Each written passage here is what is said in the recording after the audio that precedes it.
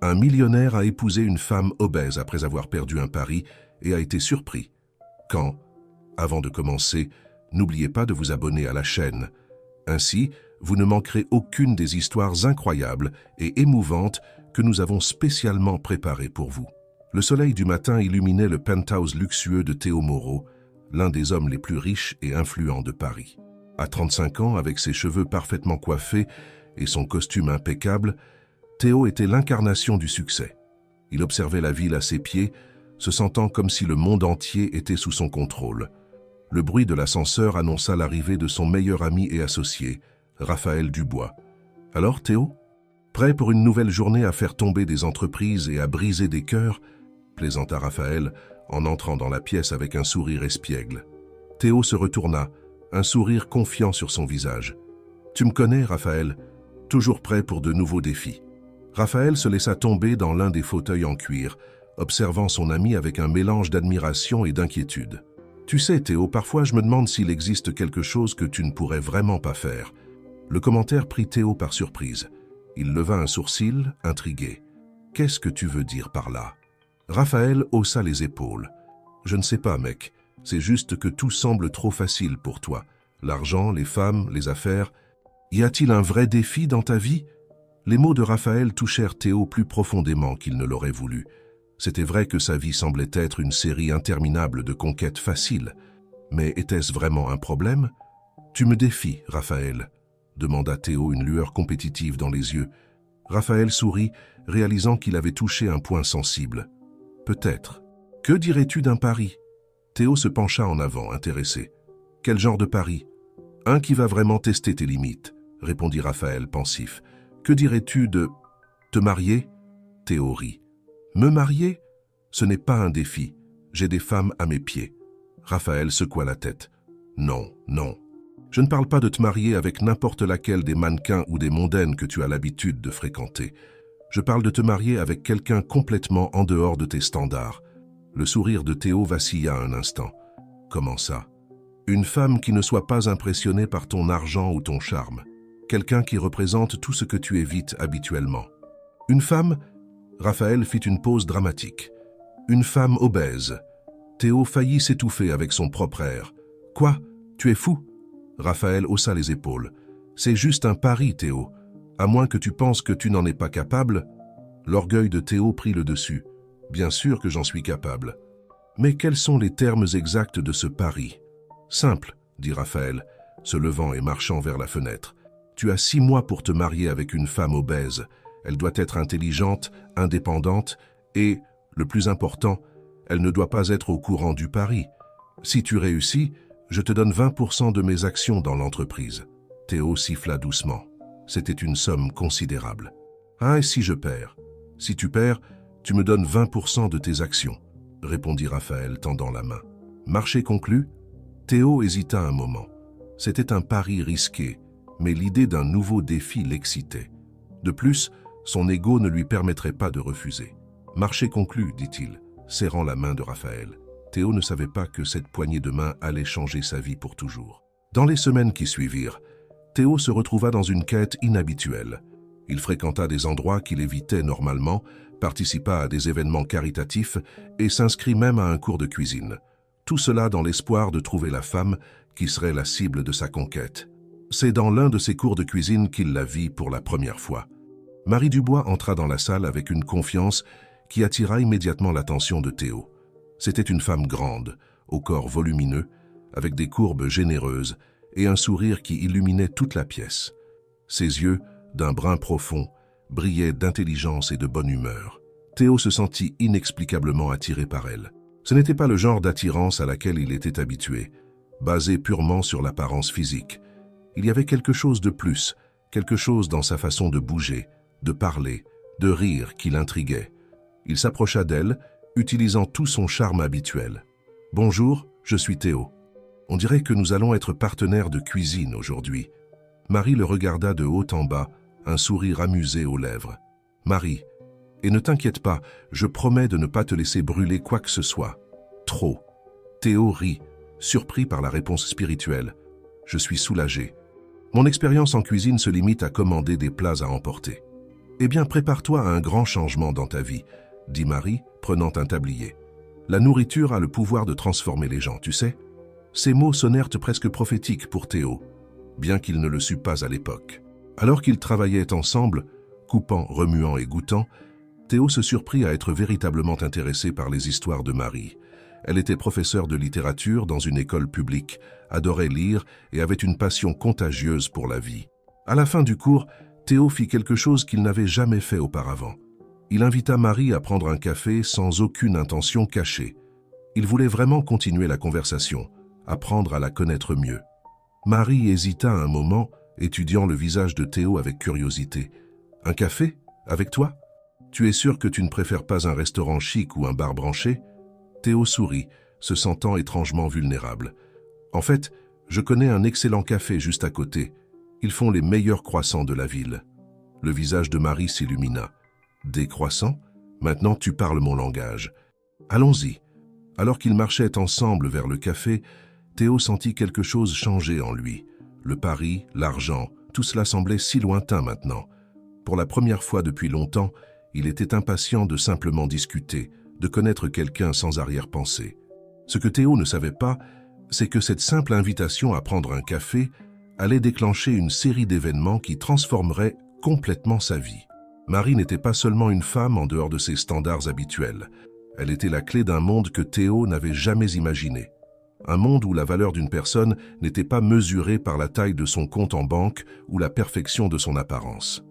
Alors qu'ils s'asseyèrent dans le café, l'arôme du café frais et des croissants tout juste sortis du four emplissant l'air, Théo ne pouvait pas imaginer qu'il faisait les premiers pas dans un voyage de découverte de soi et de transformation. Un voyage qui l'amènerait à remettre en question tout ce qu'il avait toujours cru sur l'amour, le succès et le bonheur. Les semaines qui suivirent leur première rencontre au café furent un tourbillon d'émotions pour Théo. Il se surprenait constamment à penser à Marie, se remémorant ses sourires, ses blagues intelligentes et la façon dont elle le défiait dans chaque conversation. C'était une sensation nouvelle pour lui, quelque chose qui allait au-delà de la simple attirance physique ou du désir de conquête. Marie, quant à elle, maintenait une distance prudente. Elle appréciait la compagnie de Théo, mais quelque chose dans son instinct l'avertissait d'être prudente. « Tu es un homme intéressant, Théo », dit-elle lors d'une de leurs rencontres dans le parc. « Mais parfois, je me demande si je te connais vraiment. » Ces mots frappèrent Théo comme un coup de poing dans l'estomac. Il savait qu'il cachait ses véritables intentions, et la culpabilité commençait à le ronger de l'intérieur. Cependant, plus il passait de temps avec Marie, plus il oubliait le pari et se perdait dans la véritable connexion qui se formait entre eux. Un jour, alors qu'il se promenait dans le marché du quartier de Marie, Théo remarqua comment les gens la saluaient chaleureusement. Les enfants couraient pour l'embrasser. Les personnes âgées souriaient en la voyant passer. « Tu sembles connaître tout le monde par ici », commenta-t-il, impressionné. Marie sourit, ses yeux brillants. « C'est ce qui arrive quand on s'implique vraiment dans sa communauté, Théo. Ces gens ne sont pas juste des visages dans la foule, ils font partie de ma vie. » À ce moment-là, Théo ressentit une pointe de jalousie. Malgré tout son argent et son influence, il n'avait jamais expérimenté ce genre de connexion authentique avec les gens autour de lui. Au fur et à mesure que leur relation s'approfondissait, Théo commença à révéler des parties de lui-même qu'il gardait normalement cachées. Lors d'un dîner qu'il avait lui-même préparé, avec une difficulté considérable et quelques appels désespérés au chef de son restaurant préféré, Théo parla de son enfance. « Mon père disait toujours que le succès était la seule chose qui importait », confia-t-il, remuant distraitement son assiette. « J'ai grandi en croyant que si je n'étais pas le meilleur en tout, je serais un échec. » Marie l'observa attentivement, ses yeux pleins de compréhension. « Et maintenant, tu crois toujours cela ?» Théo hésita. « Je ne sais pas. Être avec toi m'a fait remettre en question beaucoup de choses. » C'est à ce moment que Marie décida de partager un peu plus de sa propre histoire. « Tu sais, Théo, je n'ai pas toujours été cette personne confiante que tu vois aujourd'hui. À l'adolescence, j'ai beaucoup souffert de harcèlement à cause de mon corps. Il y a eu des jours où j'avais du mal à sortir du lit. » Théo sentit son cœur se serrer. L'idée que quelqu'un puisse blesser Marie le mettait en colère. « Comment as-tu surmonté cela ?»« Avec beaucoup de travail et de soutien, » répondit-elle, un doux sourire sur ses lèvres. « J'ai appris que ma valeur ne réside pas dans mon apparence mais dans ce que je peux offrir au monde. » C'est pour ça que je suis devenue enseignante. Je veux aider les autres à trouver leur propre force. » Ces paroles touchèrent Théo profondément. Il commença à voir Marie non seulement comme une femme attirante, mais comme une personne incroyablement forte et inspirante. Cependant, tout n'était pas rose dans leur relation. Théo luttait encore contre ses vieilles habitudes et ses insécurités. Il y eut des moments où son comportement arrogant et contrôlant refit surface, causant des frictions entre eux. Une fois, lors d'un dîner dans un restaurant élégant, Théo insista pour commander pour Marie, ignorant ses préférences. « Fais-moi confiance », dit-il avec un sourire confiant. « Je sais exactement ce que tu vas aimer. » Marie, cependant, ne fut pas impressionnée. « Théo, dit-elle fermement, j'apprécie ton intention, mais je suis parfaitement capable de faire mes propres choix. Je n'ai pas besoin que tu décides pour moi. » L'incident laissa Théo déconcerté. Il était habitué aux femmes qui se laissaient facilement impressionner par ses gestes grandioses, qui acceptaient son leadership sans poser de questions. Marie, en revanche, maintenait fermement son indépendance. Ce fut lors d'une visite à l'école où Marie enseignait que Théo eut une révélation. En l'observant interagir avec ses élèves, en voyant le respect et l'affection avec lesquels elle était traitée, il réalisa que Marie possédait un type de richesse que tout son argent ne pouvait acheter. « Comment fais-tu ça ?» demanda-t-il plus tard, alors qu'il marchait main dans la cour de l'école. « Comment arrives-tu à toucher la vie de ces gens d'une manière si profonde ?»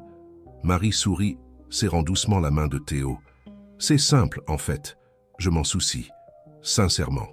Pas parce que j'attends quelque chose en retour, mais parce que je crois que chaque personne a de la valeur, indépendamment de qui elle est ou d'où elle vient. » Ces mots résonnèrent dans l'esprit de Théo pendant des jours. Il commença à remettre en question ses propres motivations, ses valeurs, la façon dont il traitait les gens autour de lui. Pour la première fois de sa vie, Théo se demanda s'il y avait plus dans la vie que simplement accumuler richesse et pouvoir. Cependant, alors que Théo traversait cette transformation intérieure, l'ombre du pari planait encore sur lui. Raphaël, curieux des progrès de son ami, le pressait pour obtenir des mises à jour fréquentes. « Alors, comment se passe la conquête ?» demanda Raphaël lors d'une réunion d'affaires. « Tu as déjà fixé la date du mariage ?» Théo sentit un nœud dans son estomac. L'idée de réduire sa relation avec Marie à un simple pari le dégoûtait maintenant. « Les choses progressent, » répondit-il vaguement. « Marie n'est pas le genre de femme à se précipiter dans une relation. » Raphaël rit. « Allez, Théo, tu n'as jamais eu de problème à faire tomber une femme amoureuse avant. Qu'est-ce qui a changé ?» Ce qui avait changé, pensa Théo, c'était lui-même. Mais comment expliquer cela à Raphaël? Comment admettre que ce qui avait commencé comme un jeu s'était transformé en quelque chose de beaucoup plus profond et significatif? À mesure que les sentiments de Théo pour Marie grandissaient, son conflit intérieur grandissait aussi. Il savait qu'il devait dire la vérité sur le pari, mais il craignait de perdre Marie pour toujours s'il le faisait. En même temps, l'idée de continuer à la tromper le rongeait de l'intérieur. Le point culminant de ce conflit survint lors d'un week-end à la plage. Alors qu'ils marchaient sur le sable, le soleil se couchant à l'horizon, Marie se tourna vers Théo avec un regard sérieux. « Théo, » commença-t-elle, sa voix douce mais ferme, « y a-t-il quelque chose que tu ne me dis pas?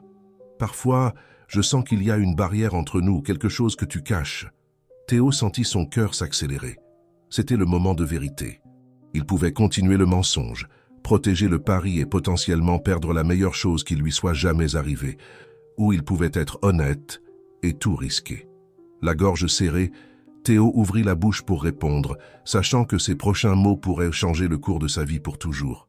Le soleil se couchait à l'horizon, peignant le ciel de teintes orangées et roses. Les vagues se brisaient doucement sur la plage, créant une mélodie apaisante. Cependant, pour Théo, le moment était loin d'être tranquille. Son cœur battait la chamade, et il avait l'impression d'être au bord d'un précipice. Marie le regardait, ses yeux bruns pleins d'attente et d'une pointe d'appréhension. « Théo » insista-t-elle doucement. « Que se passe-t-il » Théo prit une profonde inspiration, sentant le poids de ses prochains mots. « Marie, je dois te dire quelque chose que j'aurais dû te dire il y a longtemps. » Il fit une pause, rassemblant son courage. Marie attendit patiemment, son visage un mélange d'inquiétude et de curiosité. « Quand nous nous sommes rencontrés, » commença Théo, sa voix tremblante, « ce n'était pas par hasard, je cherchais quelqu'un comme toi intentionnellement. » Marie fronça les sourcils, confuse. Comment ça, quelqu'un comme moi? Théo sentit ses entrailles se tordre de honte, mais se força à continuer.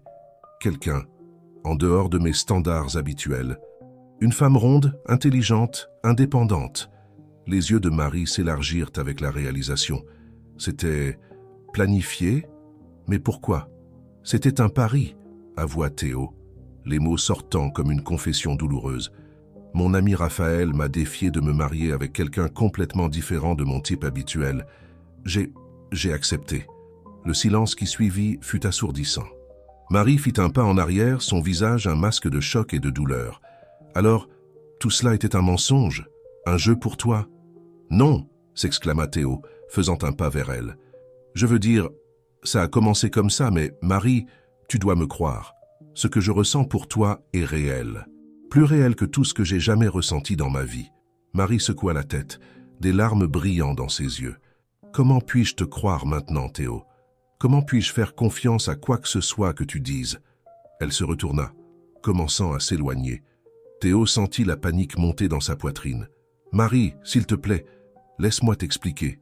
Je sais que j'ai fait une erreur, mais... » « Non, l'interrompit Marie, sa voix ferme malgré les larmes. « J'ai besoin de temps, Théo. Du temps pour digérer tout ça. S'il te plaît, ne me contacte pas. » Sur ces mots, elle s'éloigna rapidement, laissant Théo seul sur la plage, se sentant plus vide qu'il ne l'avait jamais été de toute sa vie. Les jours qui suivirent furent un flou de regrets et d'autoréflexion pour Théo. Il respecta le désir de Marie d'avoir de l'espace, mais chaque minute loin d'elle était une torture. Pour la première fois, il comprit le vrai sens de la phrase « On ne réalise la valeur de quelque chose que lorsqu'on le perd ». Dans son appartement luxueux, Théo se sentait étouffé. Tout autour de lui semblait froid et sans sens. Il pensait à Marie, à son sourire chaleureux, à la façon dont elle faisait se sentir spéciales les personnes autour d'elle. Comment avait-il pu être assez stupide pour risquer quelque chose de si précieux pour un pari stupide? Ce fut dans ce moment de désespoir que Théo prit une décision. S'il voulait une chance de reconquérir Marie, il devrait prouver qu'il avait changé. Pas seulement avec des mots, mais avec des actions. Il commença par faire quelque chose qu'il n'avait jamais fait auparavant. Du bénévolat. Inspiré par le travail de Marie à l'école, Théo chercha des organisations qui aidaient les enfants défavorisés. Au début, il se sentait déplacé et mal à l'aise, mais peu à peu, il commença à ressentir la satisfaction de faire une différence dans la vie de quelqu'un. Parallèlement, Théo décida de transformer la façon dont il menait ses affaires. Au lieu de se concentrer uniquement sur le profit, il commença à considérer l'impact de ses décisions sur les gens et les communautés. Cela conduisit à des décisions difficiles et même à des conflits avec certains de ses partenaires, y compris Raphaël. « Tu es devenu fou !» s'exclama Raphaël lors d'une réunion tendue. « On parle de millions de profits potentiels. » Théo resta ferme. « Nous ne pouvons pas fermer cette usine. Des centaines de familles dépendent de ces emplois. Nous allons trouver un moyen de la rendre plus efficace sans licencier personne. » Raphaël le regarda, incrédule. « Qu'est-ce qui t'est arrivé, Théo? C'est à cause de cette femme? Écoute, si tu veux, on peut annuler le pari. » « Ça n'a rien à voir avec le pari, » répondit Théo, sa voix calme mais déterminée. « Ça a à voir avec le type de personne que je veux être, le type d'héritage que je veux laisser. » Pendant que Théo luttait pour se racheter, Marie menait sa propre bataille intérieure. La révélation de Théo l'avait profondément ébranlée. Elle se demandait comment elle avait pu être aussi naïve, comment elle avait pu se laisser tromper. Cependant, au fil des jours, Marie se surprenait à penser de plus en plus à Théo. Elle se rappelait les moments qu'ils avaient à partager, les conversations profondes, les rires. Tout cela avait-il vraiment été un mensonge? Ce fut lors d'un cours particulièrement difficile, en traitant avec un élève problématique, que Marie eut une révélation. Le garçon, connu pour son comportement agressif, avait fait des progrès surprenants ces dernières semaines. « Vous savez, madame, dit-il timidement après le cours, je pensais que vous alliez abandonner avec moi comme tous les autres, mais vous n'avez pas abandonné. Ça compte beaucoup pour moi. » À ce moment-là, Marie comprit quelque chose de fondamental sur le pardon et les secondes chances. Peut-être, pensa-t-elle, Théo méritait-il aussi une opportunité de prouver qu'il avait changé. Armée de cette nouvelle perspective, Marie décida qu'il était temps de confronter Théo. Elle avait besoin de le regarder dans les yeux, d'entendre ce qu'il avait à dire, et de décider s'il y avait quelque chose qui valait la peine d'être sauvé. Le cœur battant, elle se dirigea vers le bureau de Théo. L'ascenseur semblait prendre une éternité pour atteindre l'étage du penthouse. Quand les portes s'ouvrirent, Marie fut accueillie par une scène qui la prit complètement par surprise. Le luxueux bureau de Théo était méconnaissable. Les murs, autrefois décorés d'œuvres d'art coûteuses, affichaient maintenant des dessins colorés faits par des enfants. Dans un coin, il y avait une pile de jouets et de matériel scolaire, apparemment en attente d'être donnés. Et là se trouvait Théo, assis par terre, entouré d'un groupe d'enfants. Il lisait une histoire à haute voix, faisant des voix drôles pour chaque personnage, arrachant des rires aux enfants. Quand il leva les yeux et vit Marie, le livre faillit lui tomber des mains. « Marie », murmura-t-il, n'en croyant pas ses yeux. Marie sentit des larmes se former dans ses yeux. À ce moment-là, elle sut que le Théo qu'elle avait connu et dont elle était tombée amoureuse n'était pas un mensonge. Il était là, juste devant elle, plus réel que jamais. Théo se leva lentement, son cœur battant si fort qu'il était sûr que tout le monde dans la pièce pouvait l'entendre. Il fit un pas vers Marie, incertain, plein d'espoir. « Je... » commença-t-il. Mais les mots lui manquèrent. Marie sourit doucement, faisant un pas vers lui. « Je pense qu'on a beaucoup à se dire, n'est-ce pas ?» Théo acquiesça, un sourire hésitant se formant sur ses lèvres. Les enfants regardaient curieusement de l'un à l'autre, sentant qu'ils étaient témoins de quelque chose d'important. À ce moment-là, Théo et Marie savaient qu'ils étaient au début d'un nouveau chapitre de leur vie. Un chapitre plein de défis, sans aucun doute, mais aussi rempli de possibilités. Le chemin à venir ne serait pas facile, mais pour la première fois, ils sentaient qu'ils étaient prêts à l'affronter ensemble. Le bureau de Théo, autrefois symbole de son pouvoir et de son statut, était maintenant le décor d'un nouveau départ. Les enfants, sentant la tension dans l'air, firent taire leurs rires et regardèrent avec curiosité les deux adultes qui se regardaient avec un mélange d'émotions dans les yeux. « Les enfants », dit doucement Théo sans quitter Marie des yeux, « et si on faisait une pause ? Il y a des goûters délicieux dans la pièce d'à côté. » Avec des cris de joie, les enfants sortirent en courant, laissant Théo et Marie seuls dans le bureau transformé. « Marie, je... » commença Théo, mais elle leva la main, demandant le silence. « Avant toute chose, Théo, j'ai besoin de comprendre. Qu'est-ce que tout cela ?» demanda-t-elle, faisant un geste vers l'environnement autour d'eux. Théo prit une profonde inspiration, sentant le poids de ses actions et de ses décisions. « C'est une tentative d'être meilleure, Marie, de faire vraiment la différence, pas seulement pour t'impressionner, mais parce que j'ai réalisé que c'est la bonne chose à faire. » Marie l'observa attentivement, cherchant des signes de fausseté, mais ne trouvant que de la sincérité dans ses yeux. « Et les enfants ? Ils viennent de l'orphelinat Saint-Jean, » expliqua Théo. « J'ai commencé à faire du bénévolat là-bas après que tu sois parti. Ils m'ont appris plus sur la vie et l'amour en quelques semaines que je n'en ai appris en années dans les affaires. » Un petit sourire apparut sur les lèvres de Marie. Je n'aurais jamais imaginé voir Théo Moreau assis par terre, lisant des histoires à des enfants. Théo rit doucement. Moi non plus. Mais j'ai découvert que j'aime plus ça que de conclure des affaires de millions. Le silence qui suivit était chargé d'émotions. Il y avait tant à dire, tant de blessures à guérir. Théo, finit par dire Marie, sa voix tremblante, ce que tu as fait m'a profondément blessé. J'ai eu l'impression que tout ce que nous avions vécu était un mensonge. Théo sentit son cœur se serrer. Je sais, et il n'y a pas assez de mots pour exprimer à quel point je le regrette. Mais Marie, j'ai besoin que tu saches, ce qui a commencé comme un pari stupide s'est transformé en la relation la plus vraie et la plus significative que j'ai jamais eue. Marie l'étudia pendant un long moment, avant de parler à nouveau. Je veux te croire, Théo, mais comment puis-je en être sûr ? Tu ne peux pas, répondit honnêtement Théo. Tout ce que je peux offrir sont mes actions à partir de maintenant. Je suis prêt à prouver jour après jour que j'ai changé et que ce que je ressens pour toi est réel. À ce moment-là, une des petites filles, âgée d'environ 7 ans, entra en courant dans le bureau. « Tonton Théo! Tonton Théo !» Thomas pleure parce qu'il n'y a plus de gâteau au chocolat. Théo s'accroupit pour être au niveau de la fillette. « Ne t'inquiète pas, Léa, je vais appeler tout de suite pour qu'on commande plus de gâteaux, d'accord ?» La petite fille sourit et serra Théo dans ses bras avant de sortir en courant. Marie observa la scène avec un mélange de surprise et de tendresse. « Tonton Théo ?» demanda-t-elle, haussant un sourcil. Théo haussa les épaules, un peu gêné. Ils ont pris l'habitude. Au début, c'était étrange, mais maintenant, eh bien, j'aime bien comment ça sonne. Marie ne put s'empêcher de sourire. Ce Théo devant elle était tellement différent de l'homme arrogant et superficiel qu'elle avait rencontré initialement.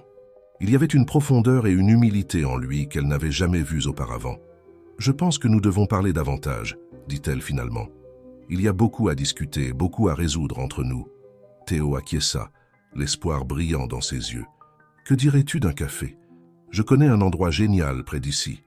Ils font des croissants incroyables. » Marie rit, se souvenant de leur première rencontre. « On dirait qu'on revient au début, n'est-ce pas?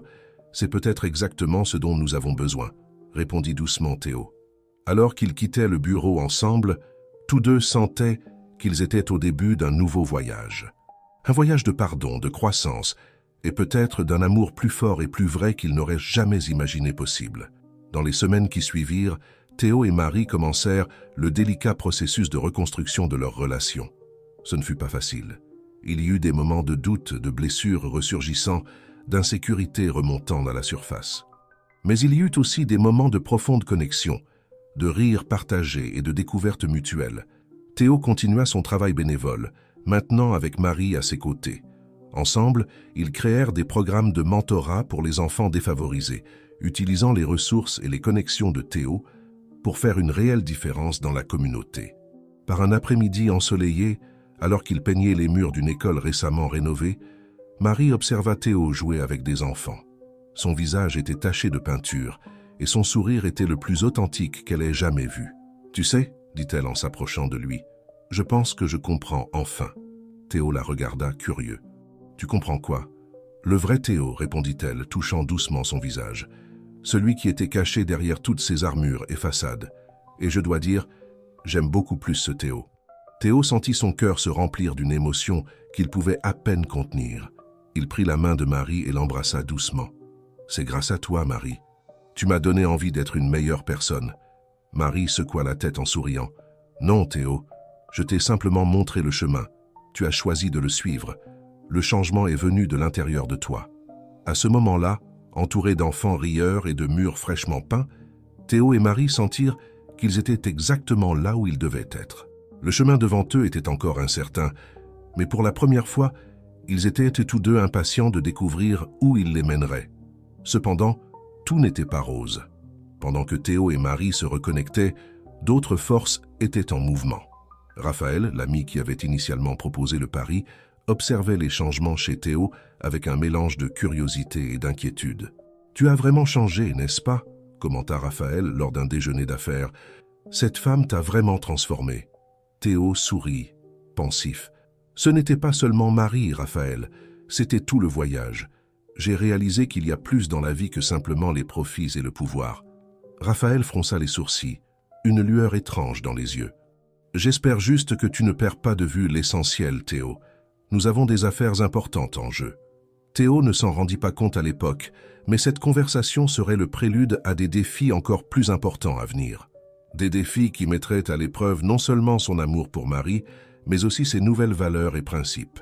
Pendant ce temps, Marie faisait face à ses propres conflits internes. Malgré les changements qu'elle voyait chez Théo et sa croyance en sa sincérité, une partie d'elle luttait encore avec l'insécurité et la peur d'être blessée à nouveau. Un soir, alors qu'ils marchaient main dans le parc, Marie trouva enfin le courage d'exprimer ses craintes. « Théo, et si un jour tu te réveillais et réalisais que tu ne m'aimes pas vraiment, que tout cela n'était que l'enthousiasme de la nouveauté ?» Théo s'arrêta, se tournant pour lui faire face. Ses yeux brillaient d'une intensité qui fit bondir le cœur de Marie. « Marie, ce que je ressens pour toi n'est pas une phase ou un caprice. C'est la chose la plus réelle et la plus profonde que j'ai jamais vécue. Je ne peux pas promettre que ce sera toujours facile, mais je peux promettre que je me battrai pour nous tous les jours. » Les paroles de Théo, chargées d'émotion et de sincérité, touchèrent Marie profondément. Elle se pencha vers lui, leurs lèvres se rencontrant dans un baiser doux, mais plein de promesses. Cette nuit-là, sous les étoiles du parc, Théo et Marie renouvelèrent leur engagement l'un envers l'autre. Pas avec de grands gestes ou des déclarations grandioses, mais avec la promesse silencieuse d'affronter ensemble tout ce que l'avenir leur réserverait. Ce qu'ils ne savaient pas, c'est que cet avenir réservait des surprises, des défis et des révélations qui mettraient à l'épreuve la force de leur amour d'une manière qu'aucun des deux n'aurait pu imaginer. L'automne arriva à Paris peignant les arbres de teintes dorées et rouges. Pour Théo et Marie, les derniers mois avaient été un voyage de redécouverte et de renforcement de leur relation. Cependant, comme les feuilles qui tombèrent des arbres, de vieux secrets étaient sur le point de refaire surface, menaçant d'ébranler les fondations qu'ils avaient si soigneusement reconstruites. Un samedi matin ensoleillé, Théo et Marie décidèrent de faire un pique-nique au parc. Alors qu'ils préparèrent le panier, le téléphone de Théo sonna. C'était Raphaël. « Théo, il faut qu'on parle !» La voix de Raphaël semblait tendue. C'est à propos du projet Nouvel Horizon. Théo fronça les sourcils. Le projet Nouvel Horizon était un grand projet immobilier que son entreprise planifiait depuis des mois. Que se passe-t-il, Raphaël? Il y a eu quelques complications. On peut se voir plus tard? Théo hésita, regardant Marie qui l'observait avec curiosité. D'accord, on se retrouve au bureau à 14 heures. En raccrochant, Théo essaya de cacher son inquiétude, mais Marie le connaissait trop bien. Quelque chose ne va pas? Demanda-t-elle, touchant doucement son bras. Théo sourit, essayant de la rassurer. Rien qui ne puisse attendre après notre pique-nique. Aujourd'hui, c'est pour nous, tu te souviens? Marie acquiesça, mais ne put s'empêcher de remarquer l'ombre d'inquiétude dans les yeux de Théo. Le pique-nique fut agréable, Théo et Marie profitant de la compagnie l'un de l'autre, parlant de leurs projets d'avenir et riant de souvenirs partagés. Cependant, à mesure que l'heure du rendez-vous avec Raphaël approchait, Théo devenait visiblement plus tendu. « Je dois y aller », dit-il finalement, embrassant doucement Marie. « Je promets que je ne serai pas long. » Marie le regarda partir, un sentiment d'appréhension grandissant dans sa poitrine. Quelque chose lui disait que cette réunion changerait tout. Au bureau, Raphaël attendait Théo avec une expression grave. Dès que Théo entra, Raphaël alla droit au but. « Nous avons un sérieux problème avec Nouvel Horizon, Théo. Le terrain que nous avons acheté, eh bien, il semble qu'il y ait une histoire compliquée derrière. » Théo s'assit, sentant le poids des paroles de Raphaël. « Quel genre d'histoire ?» Raphaël hésita avant de continuer. Le terrain appartenait à une famille depuis des générations. Ils avaient une petite entreprise là-bas, une épicerie qui servait la communauté locale. Mais ils ont rencontré des difficultés financières et ont été forcés de vendre. Théo sentit un frisson parcourir son échine. Quelque chose dans cette histoire lui semblait terriblement familier. Raphaël poursuivit. « Le problème, c'est que la vente n'a pas été exactement propre. Il y a eu de la pression, Théo. Beaucoup de pression. Et maintenant, la famille menace de rendre l'histoire publique. » Théo se leva brusquement, marchant jusqu'à la fenêtre. Des souvenirs d'affaires passées, de tactiques agressives et de vies ruinées au nom du profit inondèrent son esprit. « Qui était la famille, Raphaël ?» demanda-t-il, redoutant la réponse. Raphaël hésita à nouveau avant de répondre. « Dubois, la famille Dubois. » Le monde de Théo sembla s'effondrer. Dubois, le nom de famille de Marie. Ça ne pouvait pas être une coïncidence. « Théo, continua Raphaël, sa voix maintenant plus douce, je sais que tu as changé, que tu essaies de faire les choses différemment maintenant. Mais nous devons gérer ça. Si cette histoire éclate, ça pourrait ruiner tout ce que nous avons construit. » Théo se tourna pour faire face à Raphaël, son esprit en ébullition. « J'ai besoin de temps, Raphaël. J'ai besoin de réfléchir. » Sortant précipitamment du bureau, Théo se retrouva à errer dans les rues de Paris, son esprit rempli de questions et de peurs. Comment pourrait-il le dire à Marie? Comment réagirait-elle en apprenant que lui, même indirectement, était responsable de la ruine de sa famille? Pendant ce temps, Marie, inquiète après le pique-nique interrompu, décida de rendre visite à sa mère, Madame Dubois. En arrivant à la petite maison de banlieue, elle trouva sa mère en train de fouiller dans de vieilles boîtes dans le grenier. « C'est bien que tu sois venue, ma chérie », sourit Madame Dubois, mais ses yeux semblaient tristes. « J'étais justement en train de me remémorer le bon vieux temps. » Marie rejoignit sa mère, l'aidant à organiser les boîtes. Soudain, une vieille photo tomba par terre. On y voyait une famille souriante devant une petite épicerie. « Ah, notre ancienne boutique !» soupira Madame Dubois, ramassant la photo. C'était le bon temps avant que... Marie sentit un nœud dans sa gorge. La perte de l'entreprise familiale était un sujet douloureux, rarement mentionné. « Avant quoi, maman ?» Madame Dubois hésita, comme si elle se demandait si elle devait continuer. Finalement, avec un lourd soupir, elle commença à raconter une histoire que Marie n'avait jamais entendue complètement. « C'était il y a presque 10 ans, » commença Madame Dubois. « Ton père et moi luttions pour maintenir l'épicerie en activité. Les factures s'accumulaient et puis cet homme est apparu. Marie écoutait attentivement, son cœur s'accélérant à chaque mot. Il représentait une grande entreprise immobilière. Il a offert d'acheter notre propriété pour une somme qui semblait une fortune à l'époque. Mais ton père ne voulait pas vendre. Cette boutique était son rêve, l'héritage qu'il voulait te laisser. Des larmes commencèrent à se former dans les yeux de Madame Dubois. Mais ils n'ont pas abandonné. La pression a augmenté, des menaces voilées, des problèmes avec les inspections que nous n'avions jamais eues auparavant. Et puis, Marie serra la main de sa mère, l'encourageant à continuer. Et puis ton père a eu son accident. Le stress, l'inquiétude, son cœur n'a pas supporté. Après ça, je n'ai pas eu le choix. J'ai vendu la propriété et j'ai essayé de recommencer, mais ce n'était plus jamais pareil. Marie eut l'impression que le sol s'était dérobé sous ses pieds. Toute sa vie, elle avait cru que la perte de l'entreprise familiale n'était que de la malchance, la conséquence de temps difficiles. Elle n'avait jamais imaginé qu'il y avait une histoire aussi sombre derrière. « Maman, demanda-t-elle, sa voix tremblante, tu te souviens du nom de l'entreprise ou de l'homme qui a fait l'offre ?» Madame Dubois fronça les sourcils, essayant de se souvenir. « L'entreprise, je crois que c'était quelque chose comme Moreau Développement.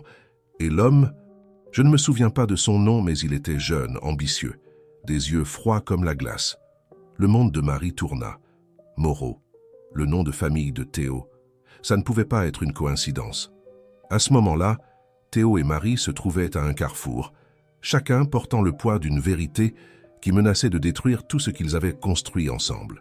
Le passé, qui semblait si lointain, était maintenant sur le point d'entrer en collision violemment avec le présent, mettant à l'épreuve les limites de l'amour, du pardon et de la rédemption. Alors que le soleil se couchait sur Paris, projetant de longues ombres sur la ville, Théo et Marie, séparés physiquement mais unis par le fil invisible du destin, se préparaient à affronter la tempête qui approchait. Une tempête qui menaçait non seulement leurs relations, mais aussi leurs croyances les plus profondes sur l'amour, la famille et le prix du succès. La nuit tombait sur Paris, apportant avec elle une pluie fine et persistante. Théo marchait dans les rues animées, indifférente aux passants pressés et au bruit de la circulation. Son esprit était en ébullition, rempli de culpabilité, de peur et de regret. Comment pourrait-il faire face à Marie maintenant, sachant ce que son entreprise avait fait à sa famille? Pendant ce temps, Marie quittait la maison de sa mère, le cœur lourd des révélations du passé. La pluie se mêlait aux larmes sur son visage, tandis qu'elle conduisait pour rentrer chez elle.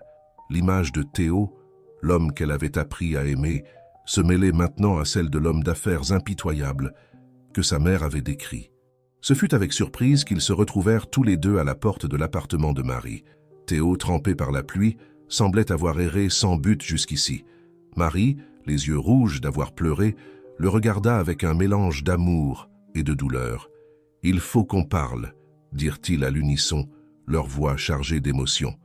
À l'intérieur de l'appartement, le silence était palpable. Théo et Marie s'assirent sur le canapé, maintenant une distance qui semblait être un gouffre entre eux. « Marie, commença Théo, sa voix tremblante. « Il y a quelque chose que je dois te dire, quelque chose sur mon passé, sur mon entreprise. » Marie l'interrompit, sa voix étonnamment calme. « C'est à propos de l'épicerie de ma famille, n'est-ce pas? Sur la façon dont Moreau Développement l'a acquise. » Théo eut l'impression d'avoir reçu un coup de poing dans l'estomac. « Comment sais-tu? »« Ma mère m'a tout raconté aujourd'hui, » répondit Marie, les larmes aux yeux. « À propos de la pression, des menaces, de la façon dont ça a affecté mon père. » Théo baissa la tête, la honte le consumant. « Marie, je suis tellement désolé. Je ne savais pas que c'était ta famille. Mais ce n'est pas une excuse.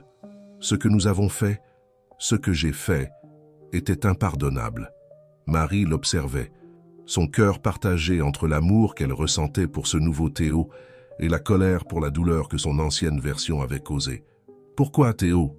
Pourquoi faire une chose pareille ?» Théo se leva, marchant jusqu'à la fenêtre. La pluie dehors reflétait la tempête à l'intérieur de lui. « J'étais une autre personne à l'époque, Marie. Froid, ambitieux, prêt à faire n'importe quoi pour le succès. Je ne me souciais pas des conséquences, des vies que j'affectais. » Il se retourna pour lui faire face, les larmes coulant maintenant librement sur son visage. « Mais te connaître, t'aimer, a tout changé. Pour la première fois de ma vie, j'ai compris ce qui compte vraiment.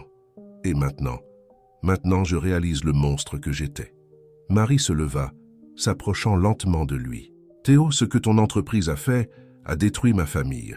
Mon père, il ne s'en est jamais remis. Et ma mère, elle a dû tout recommencer à zéro, seule. » Théo sentit le poids de chaque mot. « Je sais qu'il n'y a rien que je puisse faire pour réparer le passé, Marie. Mais je suis prêt à faire n'importe quoi pour essayer de compenser, même si c'est impossible. » Marie le regarda, cherchant dans ses yeux la sincérité de ses paroles. « Et que comptes-tu faire, Théo? Comment peux-tu compenser des années de souffrance ?» Théo prit une profonde inspiration, rassemblant son courage. « D'abord, je vais annuler le projet Nouvel Horizon. Je ne peux pas continuer quelque chose qui pourrait causer le même type de douleur à d'autres familles. Ensuite, je veux utiliser les ressources de l'entreprise pour aider les petits entrepreneurs, créer un fonds pour soutenir les entreprises familiales en difficulté. » Il fit une pause, prenant les mains de Marie dans les siennes. « Et pour ta famille, Marie, je veux rendre la propriété. Reconstruire l'épicerie si ta mère le souhaite, ou l'aider à réaliser n'importe quel autre rêve qu'elle pourrait avoir. » Marie sentit ses défenses commencer à s'effriter. La douleur et la colère étaient toujours là, mais il y avait aussi quelque chose d'autre, l'espoir. L'espoir que l'homme en face d'elle avait vraiment changé, que leur amour était assez fort pour surmonter même cette épreuve. « Théo, dit-elle doucement, ce que tu as fait dans le passé a blessé beaucoup de gens. Ça a blessé ma famille d'une manière que je ne sais pas si on pourra un jour complètement guérir. » Théo acquiesça, se préparant au pire. « Mais, poursuivit Marie, l'homme que tu es devenu, l'homme que j'aime, il a le pouvoir de faire la différence, de corriger les erreurs, d'aider les gens, d'être meilleur. » Elle s'approcha davantage, touchant doucement le visage de Théo. « Ce ne sera pas facile, il y a beaucoup à réparer, beaucoup à pardonner. Mais si tu es vraiment engagé à faire ce qui est juste, à être une meilleure personne, alors je veux être à tes côtés dans ce voyage. » Théo sentit une vague de soulagement et de gratitude l'envahir. Il attira Marie dans une étreinte serrée, leurs larmes se mêlant. « Je t'aime, Marie. Je promets que je ferai tout ce qui est en mon pouvoir pour être digne de ton amour et de ton pardon. » À ce moment-là, alors que la pluie dehors commençait à diminuer, Théo et Marie scellèrent leur engagement par un baiser tendre et plein de promesses. C'était le début d'un nouveau chapitre de leur vie, un chapitre de rédemption, de guérison et d'espoir. Cependant, tout ne serait pas facile à partir de là. La décision de Théo d'annuler le projet Nouvel Horizon et de changer radicalement la direction de son entreprise rencontrerait de la résistance. Raphaël, en particulier, ne serait pas heureux de ce changement de cap. De plus, convaincre Madame Dubois et le reste de la famille de Marie des bonnes intentions de Théo serait un défi considérable. Des années de rancœur et de méfiance ne s'effaceraient pas du jour au lendemain. Et il y avait encore la question de Marie elle-même. Malgré son amour pour Théo et sa volonté d'aller de l'avant, elle devrait encore faire face à des sentiments conflictuels et à des souvenirs douloureux que les révélations avaient fait remonter à la surface. Mais cette nuit-là, blottie sur le canapé de Marie, avec la pluie qui tambourinait doucement sur la fenêtre, Théo et Marie se permirent de croire que leur amour était assez fort pour surmonter tous les obstacles. Ils savaient l'un l'autre, et ensemble, ils étaient déterminés à construire un avenir meilleur, pas seulement pour eux, mais pour tous ceux qui les entouraient. À mesure que la nuit avançait, Théo et Marie parlèrent, planifièrent et rêvèrent. Ils savaient que le chemin à venir serait difficile, mais ils étaient prêts à l'affronter ensemble. L'obscurité du passé planait encore sur eux, mais à l'horizon, ils pouvaient voir les premiers rayons d'une nouvelle aube, promettant espoir, rédemption et un amour plus fort que jamais. Les jours qui suivirent la nuit de la confession furent une montagne russe d'émotions pour Théo et Marie. La décision de Théo de changer radicalement le cap de son entreprise généra des ondes de choc qui se propagèrent dans tout Paris. Un matin ensoleillé, Théo entra dans son bureau déterminé à commencer le processus de transformation. Il convoqua une réunion d'urgence avec tous les directeurs et les principaux actionnaires. « Messieurs, » commença Théo, sa voix ferme malgré la nervosité qu'il ressentait, « nous sommes ici pour discuter d'un changement significatif dans la direction de Moreau Développement. » Raphaël, assis à la droite de Théo, fronça les sourcils, sentant que quelque chose n'allait pas. « À partir d'aujourd'hui, poursuivit Théo, nous annulerons le projet Nouvel Horizon et tous les autres projets qui pourraient causer des dommages aux communautés locales ou aux petites entreprises. » Un murmure de surprise et d'indignation parcourut la salle. Raphaël se leva brusquement. « Théo, tu es devenu fou? On parle de millions d'investissements. » Théo regarda son ami avec détermination. « Je parle de faire ce qui est juste, Raphaël, de construire un héritage dont nous pourrons être fiers, pas seulement des profits qui nous rendront riches aux dépens des autres. » La réunion se transforma en un champ de bataille verbal. Les actionnaires menaçaient de poursuites judiciaires. Les directeurs parlaient de démission. Au milieu du chaos, Théo resta ferme, expliquant sa vision d'une entreprise qui non seulement générait des profits, mais avait aussi un impact positif sur la société. Pendant ce temps, Marie affrontait ses propres batailles. Elle décida d'emmener Théo déjeuner avec sa mère, dans l'espoir d'initier un processus de guérison et de réconciliation. La rencontre fut tendue dès le début. Madame Dubois regardait Théo avec un mélange de méfiance et de ressentiment. « Alors, dit-elle, sa voix chargée d'émotions contenues, « vous êtes l'homme qui a détruit le rêve de mon mari. » Théo sentit le poids de ces mots. « Madame Dubois, il n'y a pas assez de mots pour exprimer à quel point je regrette ce qui s'est passé. Je sais que rien ne peut effacer la douleur que j'ai causée, mais je suis ici pour essayer de réparer les choses si vous me donnez une chance. » Marie prit la main de sa mère, implorant silencieusement sa compréhension. « Maman, Théo n'est plus cette personne.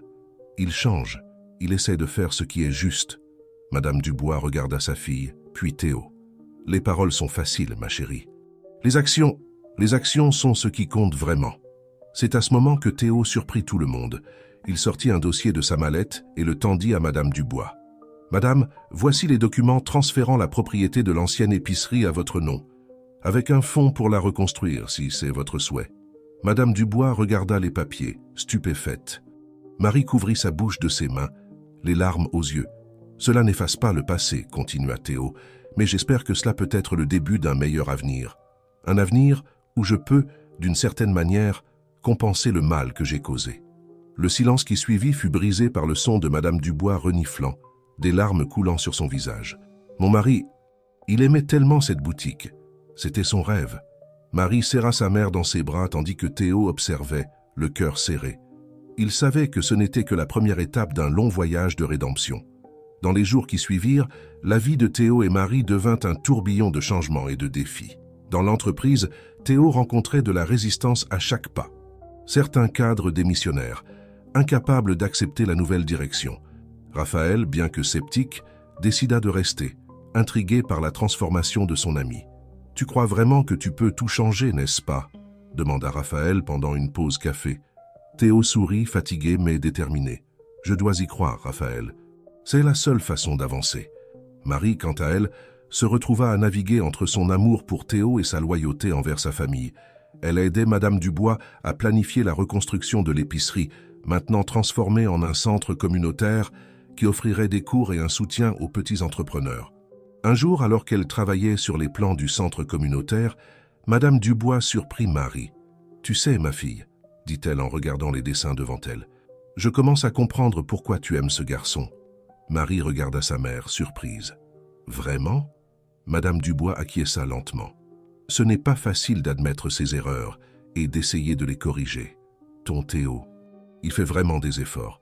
Je ne dis pas que je lui ai complètement pardonné, mais je suis prête à lui donner une chance. » Ces mots signifiaient le monde pour Marie. C'était un petit pas, mais un pas important vers la guérison et le pardon. Au fil des semaines, les changements mis en œuvre par Théo commencèrent à porter leurs fruits. Moreau Développement, autrefois connu pour ses pratiques commerciales agressives, gagnait maintenant en notoriété pour ses initiatives sociales et son soutien aux communautés défavorisées. Cependant, tout n'était pas rose. La baisse des profits immédiats généra du mécontentement chez certains actionnaires. Théo faisait face à une pression constante, à des nuits sans sommeil et à l'anxiété de savoir si ses décisions faisaient vraiment la différence. C'est lors d'une de ces nuits d'insomnie que Marie trouva Théo sur le balcon de son appartement, regardant la ville illuminée. « Parfois, je me demande si je fais la bonne chose », confessa Théo, sa voix chargée de doute. « Et si je me faisais simplement des illusions? Et s'il n'était pas vraiment possible de changer ?» Marie s'approcha, l'enlaçant par derrière. « Le changement n'est jamais facile, Théo, mais regarde tout ce que tu as déjà accompli. Le centre communautaire, les programmes de soutien aux petites entreprises. Tu fais la différence. » Théo se retourna, regardant Marie avec des yeux pleins d'amour et de gratitude. « Je ne sais pas ce que je ferais sans toi, » murmura-t-il. Eh bien, sourit Marie, heureusement, tu n'as pas besoin de le découvrir. Nous sommes ensemble dans cette aventure, tu te souviens? À ce moment-là, enlacés sous le ciel étoilé de Paris, Théo et Marie sentirent que, malgré tous les défis, ils étaient sur la bonne voie. Une voie de rédemption, d'amour et d'espoir. Ce qu'ils ne savaient pas, c'est que le destin leur réservait encore quelques surprises et défis pour tester la force de leur amour et leur engagement envers le changement. Mais pour l'instant, en cette nuit tranquille, ils savaient l'un l'autre, et c'était tout ce dont ils avaient besoin. L'été arriva à Paris avec une vague de chaleur intense, mais le climat au sein de Moreau Développement était encore plus chaud. Théo affrontait une bataille quotidienne pour maintenir le cap de ses nouvelles politiques, tout en faisant face à la pression croissante des actionnaires mécontents. Un après-midi particulièrement tendu, Théo était dans son bureau en train de revoir des rapports financiers lorsque Raphaël entra brusquement. « Théo, nous avons un problème », dit Raphaël, le visage tendu. « Les actionnaires se mobilisent. Ils veulent une assemblée extraordinaire pour voter sur ton maintien en tant que PDG. » Théo sentit son estomac se nouer. Il savait qu'il y avait de la résistance à ces changements, mais il ne s'attendait pas à un coup aussi direct. « Quand » demanda-t-il, essayant de garder son calme. « La semaine prochaine » répondit Raphaël. « Théo, tu dois te préparer. Ils ont des chiffres, des graphiques montrant la baisse des profits. Ce sera une sacrée bataille. » Théo acquiesça, remerciant son ami pour l'information. Dès que Raphaël sortit, il prit son téléphone pour appeler Marie. Il avait besoin de sa force maintenant plus que jamais. Pendant ce temps, Marie était au centre communautaire, aidant sa mère avec les préparatifs de la grande inauguration. L'ancien terrain de l'épicerie s'était transformé en un espace vibrant, plein de vie et d'espoir. « Marie, ma chérie », appela Madame Dubois, « peux-tu m'aider avec ces cartons ?» Tout en organisant le matériel pour les cours qui seraient proposés, Madame Dubois fit une pause, regardant pensivement sa fille. « Tu sais, je n'aurais jamais pensé dire ça, mais je suis fière de ce que ton Théo est en train de faire. Il essaie vraiment de réparer les choses. » Marie sourit, émue par les paroles de sa mère. C'est à ce moment-là que son téléphone sonna. C'était Théo, et à sa voix, elle sut que quelque chose n'allait pas. « J'arrive tout de suite », dit-elle, après avoir entendu la situation à l'entreprise. En arrivant au bureau de Théo, Marie le trouva visiblement ébranlé. « Ils veulent me faire partir, Marie, » dit-il, passant ses mains dans ses cheveux. « Tout ce que nous avons construit, tout ce que nous essayons de changer, ça pourrait se terminer. » Marie prit ses mains, le regardant dans les yeux. « Nous ne laisserons pas ça arriver. Tu as des alliés, Théo, des gens qui croient en ce que tu fais. Nous allons nous battre. » Dans les jours qui suivirent, Théo et Marie travaillèrent sans relâche, se préparant pour l'Assemblée. Ils rassemblèrent des données sur l'impact positif des nouvelles politiques, des témoignages de communautés bénéficiaires, des projections à long terme montrant une croissance durable. La veille de l'Assemblée, alors qu'ils revoyaient les derniers détails chez eux, la sonnette retentit. À leur grande surprise, c'était Madame Dubois. « Désolée de venir sans prévenir, » dit-elle, semblant nerveuse. « Mais il y a quelque chose que vous devez savoir. » Théo et Marie échangèrent des regards inquiets, tout en invitant Madame Dubois à entrer. « J'ai trouvé ça parmi les affaires de ton père, » dit Madame Dubois, tendant une enveloppe jaunie à Marie. « Je pense que c'est le bon moment pour que vous voyiez ça. » Les mains tremblantes, Marie ouvrit l'enveloppe. À l'intérieur, il y avait de vieux documents et une lettre. Au fur et à mesure qu'elle lisait, ses yeux s'écarquillaient de surprise. « Théo, dit-elle, sa voix à peine plus qu'un murmure, ça change tout. » Les documents révélaient que le père de Marie, avant de décéder, avait découvert des irrégularités dans les affaires de Moreau Développement. Il avait des preuves de pratiques illégales, pas seulement dans le cas de l'épicerie, mais dans plusieurs autres projets. « Ton père n'a jamais utilisé ces informations, » expliqua Madame Dubois. « Il disait que la vengeance n'apporterait rien de bon, mais il a tout gardé, au cas où un jour ce serait nécessaire pour protéger notre famille. » Théo sentit le poids du monde sur ses épaules. Ces informations pourraient complètement détruire l'entreprise si elles venaient à être rendues publiques. Mais en même temps, il savait que c'était la preuve finale de combien l'entreprise avait besoin de changer. « Qu'allons-nous faire ?» demanda Marie, regardant Théo puis sa mère. Théo prit une profonde inspiration, une détermination renouvelée dans ses yeux. « Nous allons utiliser ça pour faire ce qui est juste. Pas pour détruire, mais pour reconstruire. » Le matin de l'Assemblée, l'auditorium de Moreau Développement était bondé. Actionnaires, dirigeants, et même des représentants de la presse attendaient anxieusement le début de la réunion. Lorsque Théo monta sur scène, accompagné de Marie, Raphaël et à la surprise de tous, Madame Dubois, un silence tendu tomba sur l'assistance. « Mesdames et messieurs, commença Théo, sa voix ferme, nous sommes ici aujourd'hui non seulement pour discuter de l'avenir de Moreau Développement, mais pour décider quel genre d'entreprise nous voulons être, quel genre d'héritage nous voulons laisser. » Il procéda ensuite à révéler les documents trouvés par Madame Dubois, exposant les pratiques douteuses du passé de l'entreprise. « J'aurais pu cacher tout cela, poursuivit Théo, affrontant les regards choqués de l'Assemblée. J'aurais pu continuer comme avant, faisant semblant que rien de tout cela n'existait. Mais ce n'est plus qui je suis. Ce n'est plus qui nous sommes. » Marie prit alors la parole, partageant l'histoire de sa famille et comment les actions de l'entreprise avaient affecté tant de vies. « Ce que Théo fait maintenant, dit-elle émue, ce n'est pas seulement une question de profit ou d'image. C'est une question de réparation, de construction d'un avenir meilleur pour nous tous. » L'Assemblée se transforma en un débat houleux. Il y eut des cris, des accusations, des menaces de poursuite. Mais il y eut aussi des voix de soutien, de personnes inspirées par le courage de Théo d'affronter les erreurs du passé. À la fin de plusieurs heures de discussion, lorsque vint le moment du vote, le résultat surprit tout le monde. Par une marge étroite, Théo fut maintenu comme PDG avec le mandat clair de poursuivre les réformes et la nouvelle direction de l'entreprise. Alors que la foule se dispersait, certains célébrant, d'autres grognant de mécontentement, Théo se retrouva entouré de Marie, Raphaël et Madame Dubois. « Tu as réussi », dit Marie l'embrassant fort. Raphaël, semblant encore un peu étourdi, tendit la main à Théo. « Je dois admettre, tu m'as surpris. Compte sur moi pour ce qui vient. » Mais c'est le geste de Madame Dubois qui toucha le plus Théo. Elle s'approcha, le regardant dans les yeux, et dit doucement « Mon mari serait fier de ce que vous avez fait aujourd'hui. Je sais que je le suis. » Ce soir-là, alors que Paris se préparait à dormir, Théo et Marie étaient sur le balcon de son appartement, regardant les lumières de la ville. « Tu sais, » dit Théo, attirant Marie près de lui, « quand j'ai fait ce pari stupide, je n'aurais jamais imaginé que ça finirait comme ça. » Marie sourit, se blottissant dans ses bras. « La vie a une drôle de façon de nous surprendre, n'est-ce pas ?» Théo acquiesça, embrassant doucement le sommet de sa tête. Mais cette surprise, c'est la meilleure de toutes. Alors qu'ils restèrent là, enlacés sous le ciel étoilé, tous deux savaient que le chemin devant eux serait encore plein de défis. Il y avait beaucoup de travail à faire, beaucoup de vies à impacter positivement.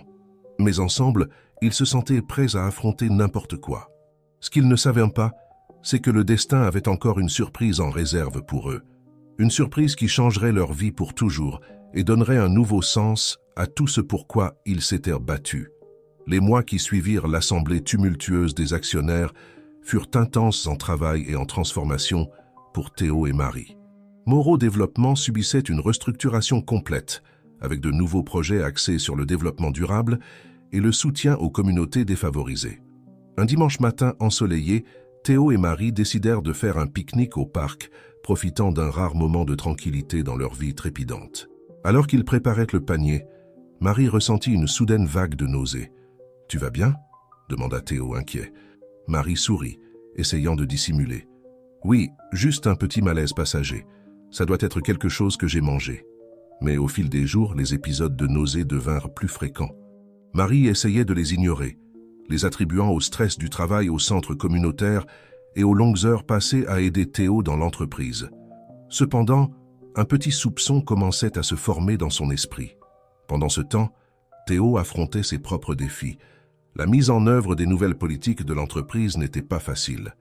Certains employés résistaient au changement, et il y avait des pressions constantes de la part d'investisseurs inquiets, des profits à court terme. « Tu es sûr qu'on est sur la bonne voie ?» demanda Raphaël lors d'une réunion particulièrement tendue. Théo regarda par la fenêtre du bureau, observant la ville qu'il aimait tant. « J'en suis sûr, Raphaël. Ce n'est pas la voie la plus facile, mais c'est la bonne. » C'est lors d'une visite au centre communautaire que Théo remarqua quelque chose de différent chez Marie. Elle semblait plus fatiguée que d'habitude, et il y avait une certaine aura de mystère dans son comportement. « Tout va bien ?» demanda-t-il, prenant ses mains dans les siennes. Marie hésita un moment avant de répondre. « Théo, je pense qu'il faut qu'on parle, mais pas ici. Que dirais-tu de dîner ensemble ce soir ?» Le cœur de Théo s'accéléra. Il y avait quelque chose dans la voix de Marie qui le rendait à la fois anxieux et plein d'attentes. Ce soir-là, Marie prépara un dîner spécial dans son appartement. Quand Théo arriva, il trouva la table dressée avec des bougies et ses plats préférés. « Waouh !» dit-il, l'embrassant doucement. « À quoi dois-je cet accueil ?» Marie sourit nerveusement. « Dis non d'abord. Nous avons beaucoup à nous dire. » Pendant le dîner, ils parlèrent du travail, des projets d'avenir pour l'entreprise et le centre communautaire. Mais Théo sentait que Marie gardait quelque chose pour elle. Finalement, après le dessert, Marie prit les mains de Théo dans les siennes. « Théo, tu te souviens de notre première rencontre, du pari que tu as fait ?» Théo fronça les sourcils, confus. « Bien sûr que oui. Mais pourquoi en parles-tu maintenant ?» Marie prit une profonde inspiration. « Parce que je pense que l'univers a un sens de l'humour très particulier. Théo, je suis enceinte. » Le monde sembla s'arrêter un moment. Théo regarda Marie, les yeux remplis de larmes. « Enceinte? Tu en es sûre ?»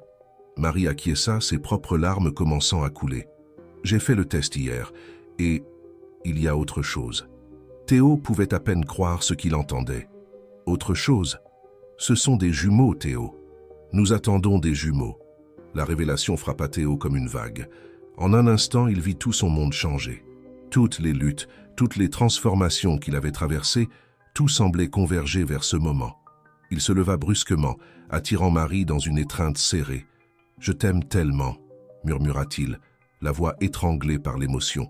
« Nous allons être parents, parents de jumeaux. » Marie rit à travers ses larmes, se sentant plus heureuse qu'elle ne l'avait jamais imaginé possible. « Oui, nous allons l'être. Tu es prêt pour cette nouvelle aventure ?»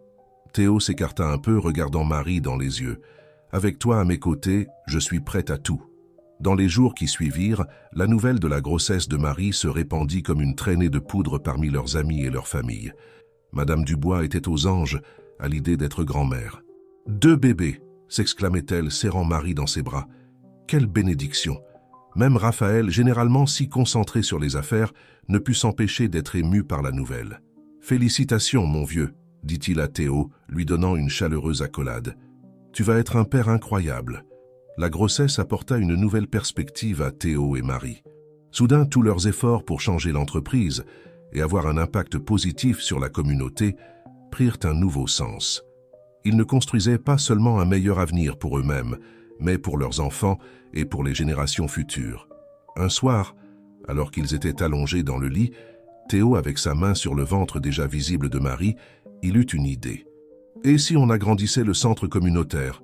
suggéra-t-il. « On pourrait créer une crèche, un espace où les mères et les pères pourraient travailler pendant que leurs enfants sont pris en charge. » Marie sourit, adorant l'idée. « Ce serait merveilleux, Théo. Tant de familles en bénéficieraient. » Au fur et à mesure que la grossesse avançait, Théo et Marie travaillaient sans relâche sur leur projet. Le centre communautaire s'agrandissait, offrant de plus en plus de services.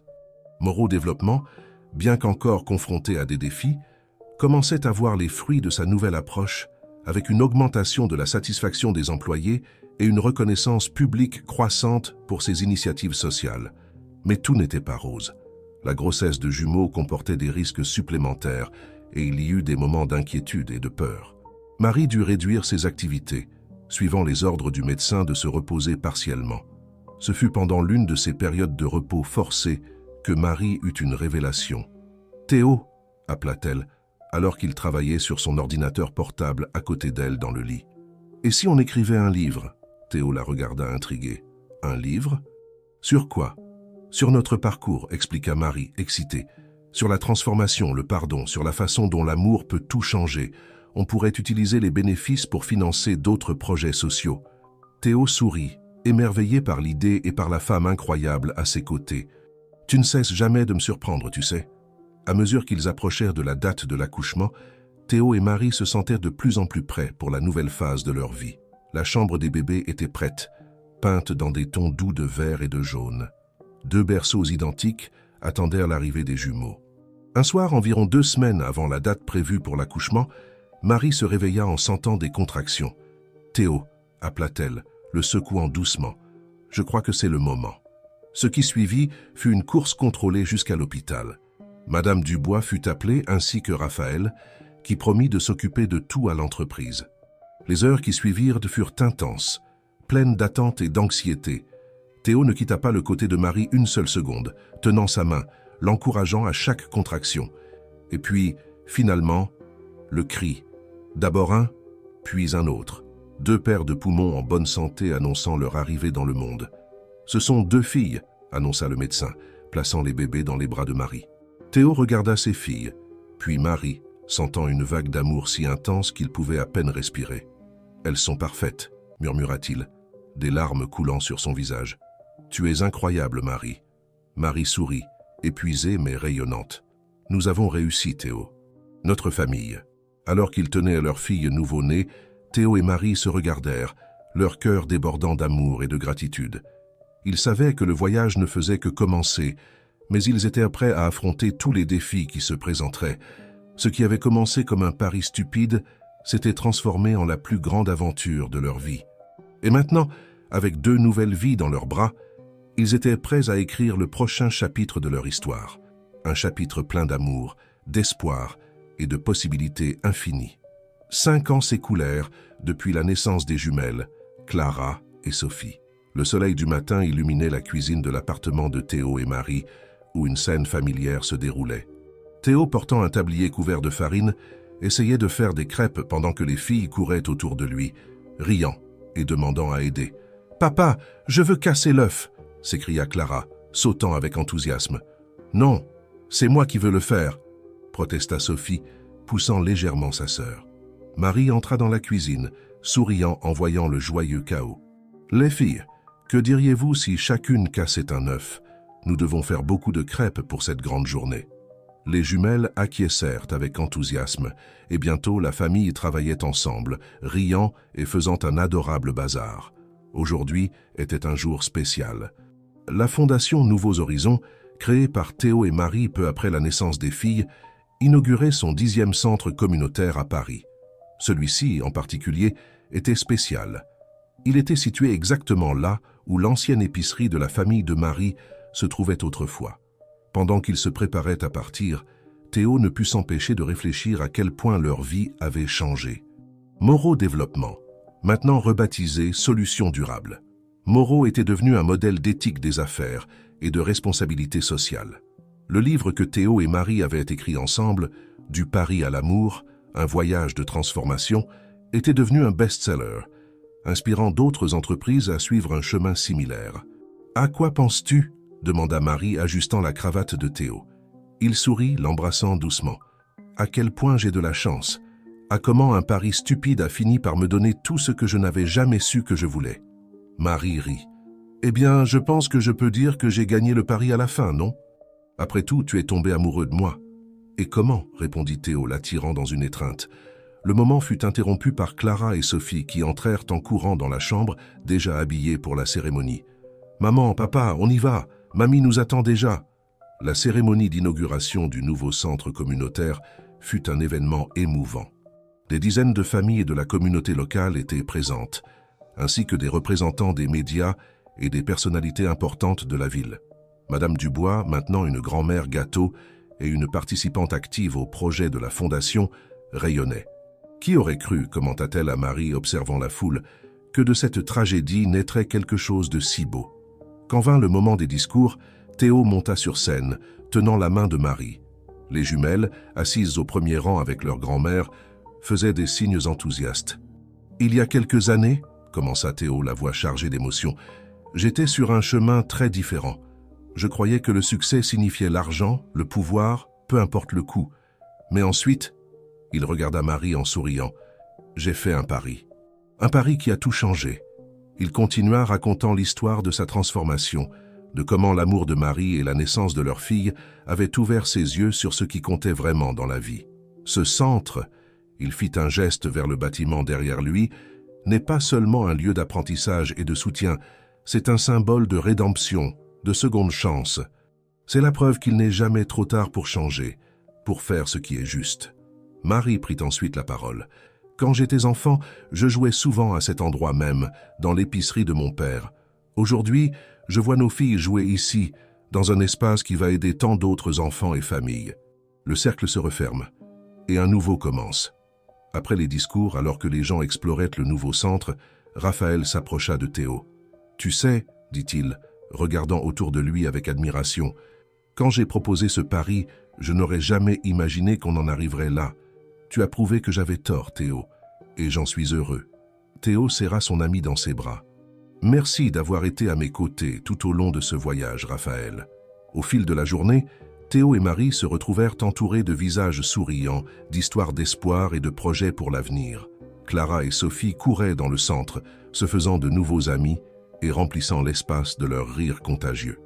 En fin d'après-midi, alors que la plupart des invités étaient partis, Théo trouva Marie assise sur un banc dans le jardin du centre. Il la rejoignit, observant les jumelles jouer au loin. « On a réussi, n'est-ce pas ?» dit doucement Marie, s'appuyant sur l'épaule de Théo. « Oui, » répondit-il, embrassant le sommet de sa tête. Et ce n'est que le début. À ce moment-là, avec le soleil se couchant sur l'horizon de Paris, Théo ressentit une paix profonde. Le voyage n'avait pas été facile, il y avait eu des moments de doute, de peur, de presque abandon. Mais chaque défi, chaque obstacle en avait valu la peine. Ce qui avait commencé comme un pari stupide s'était transformé en la plus grande bénédiction de sa vie. Il avait trouvé le véritable amour, formé une famille merveilleuse et découvert un but plus grand que toute richesse matérielle ne pourrait apporter. Alors que les dernières lueurs du jour baignaient le nouveau centre communautaire, Théo et Marie se regardèrent, leurs yeux reflétant l'amour, la gratitude et la promesse de nombreuses autres aventures à venir. Clara et Sophie coururent vers leurs parents, sautant sur leurs genoux avec des rires joyeux. Et là, enlacés comme une famille, ils surent que, quoi que l'avenir leur réserve, ils l'affronteraient ensemble, avec amour, courage et la certitude que les plus grands miracles naissent parfois des endroits les plus inattendus. Le cercle était bouclé, mais leur histoire, l'histoire d'amour, de rédemption et de transformation, continuerait à inspirer et à toucher des vies pendant de nombreuses générations à venir.